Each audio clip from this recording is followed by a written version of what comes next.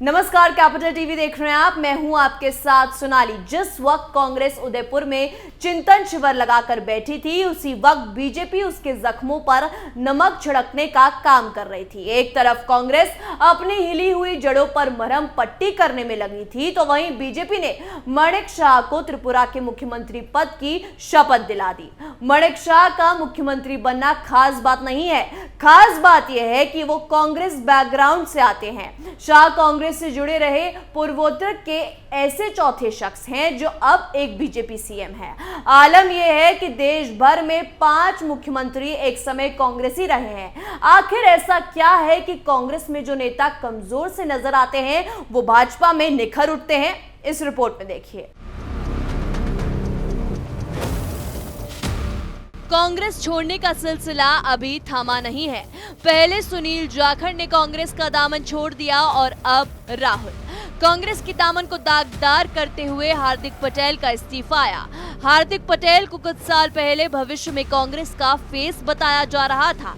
ऐसे में कई सवाल उठते हैं कि कांग्रेस से बाहर जाते ही वो क्या चीज है जो उन्हें सफल बना देती है। दूसरा सवाल ये कि कांग्रेस ऐसा क्या गलत कर रही है जो बीजेपी सही कर रही है। ऐसे बहुत से सवाल हैं, लेकिन कांग्रेस के पास इनका जवाब नहीं है। कांग्रेस को छोड़कर जो नेता बीजेपी में आते हैं, बीजेपी उनका सम्मान करती है, ना कि कांग्रेस की तरह उनकी उपेक्षा करती है। बीजेपी उन्हें एक्सेप्ट ही नहीं करती, बल्कि उनका कद भी बढ़ा देती है, क्योंकि कांग्रेस छोड़कर बीजेपी का दामन थामने वाले ज्यादातर नेता या तो मुख्यमंत्री की कुर्सी पर बैठे हैं या फिर किसी अच्छे पद पर हैं। क्योंकि कांग्रेस में तो परिवारवाद के अलावा किसी को बढ़ावा नहीं दिया जाता है। लेकिन बीजेपी का रिकॉर्ड देखें तो यहाँ भेदभाव की कोई गुंजाइश ही नहीं है। पूर्वोत्तर के 4 राज्यों में बीजेपी ने कांग्रेस छोड़कर आए नेताओं को मुख्यमंत्री की कुर्सी पर बैठाया है। हिमंता बिस्वा शर्मा साल 2021 में असम के 15वें मुख्यमंत्री बने। हिमंता 2015 में कांग्रेस से नाराज होकर बीजेपी में शामिल हुए थे। 2016 के विधानसभा चुनाव और 19 के लोकसभा चुनाव में हिमंता बिस्वा शर्मा का जोरदार प्रचार अभियान बीजेपी की जीत की अहम वजहों में से एक माना गया, जिसके बाद बीजेपी ने उन्हें सीधे मुख्यमंत्री की कुर्सी पर बैठा दिया।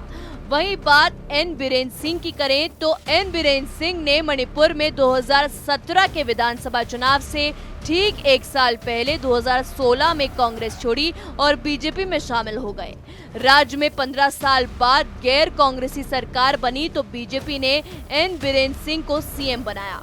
एन बीरेन्द्र मणिपुर में बीजेपी के पहले सीएम बने थे, यानी कि बीजेपी में जाते ही उनके भाग्य खुल गए। बात नागालैंड की करें तो नेफ्यू रियो नागालैंड के 4थी बार मुख्यमंत्री बने। उनके नाम सबसे ज्यादा बार सीएम बनने का रिकॉर्ड हो गया है। रियो कांग्रेस के वरिष्ठ नेता रहे थे। वो 2002 में कांग्रेस से अलग हुए।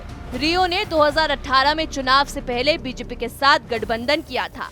चुनाव जीतने पर बीजेपी के सहयोग से मुख्यमंत्री बने। बात त्रिपुरा की करेंगे तो यहाँ विधानसभा चुनाव से ठीक 1 साल पहले बीजेपी ने बिप्लब देब को हटाकर डॉक्टर माणिक शाह को नया सीएम बनाने का ऐलान किया है। डॉक्टर माणिक शाह 2016 में कांग्रेस छोड़कर बीजेपी में शामिल हुए थे। अब बात एक और नेता की जो कांग्रेस को छोड़कर मुख्यमंत्री बना। नाम है पेमा खांडू। पेमा खांडू ने साल 2016 में 43 विधायकों के साथ कांग्रेस को छोड़कर अरुणाचल प्रदेश में उसका अस्तित्व ही खतरे में डाल दिया। पेमा खांडू कांग्रेस को छोड़कर पेमा पीपल्स पार्टी ऑफ में शामिल हो गए, लेकिन 3 महीने बाद ही पीपीए के अध्यक्ष काफा बेंगिया ने सीएम खांडू पर पार्टी विरोध काम करने का आरोप लगाते हुए उन्हें और 5 दूसरे विधायकों को पार्टी की प्राथमिक सदस्यता से निलंबित कर दिया।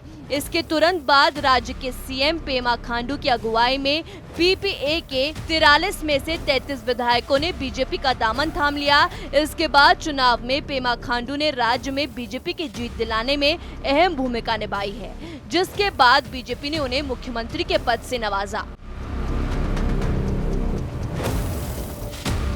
जिन 5 नामों का हमने आपके सामने जिक्र किया है, ये सब कांग्रेस में अपना अस्तित्व खो चुके थे।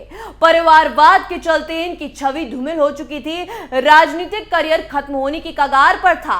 ऐसे और भी नाम हैं जो कांग्रेस छोड़कर बीजेपी में आए हैं, लेकिन ये वो हैं जिन्होंने अपनी खुद की मेहनत का कामयाबी पाई है। इस रिपोर्ट में मेरे साथ इतना ही। तमाम खबरों के लिए देखते रहिए कैपिटल टीवी। नमस्कार।